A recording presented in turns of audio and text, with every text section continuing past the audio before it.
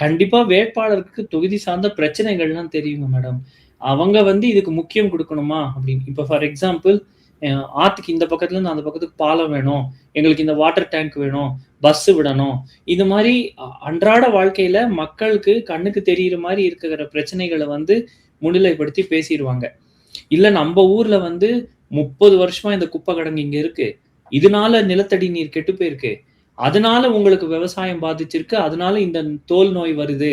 அப்டின்லாம் அது ஒரு பிரச்சனையா பேசினாலுமே கூட, அத வந்து ஒரு போல் ப்ராமிஸா குடுத்து, சுற்றுச்சூழலுக்கு முக்கியத்துவம் குடுத்தெல்லாம் வெள்ளம் எடுத்துக்கோங்க, வறட்சி எடுத்துக்கோங்க. அத கூட ஒரு சென்சேஷனலைஸ் பண்ணி தான் அரசியல் ஆக்குறோமே தவிர, இந்த வெள்ளத்துக்கு இதெல்லாம் தான் காரணம். இந்த ஒரு 10 வருஷத்துல நம்ம இந்த மாரிலாம் பண்ணினோம் அப்டின்னா, இனிமே வெள்ளம் வராம இருக்கும்.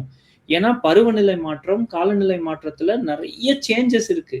அதெல்லாம் அறிவியல் பூர்வமாவும், மக்களுக்கு புரியிற மாரி எடுத்து போய் சொல்றதுக்கு, இன்னைக்கு நெறைய கட்சிகள் இல்ல.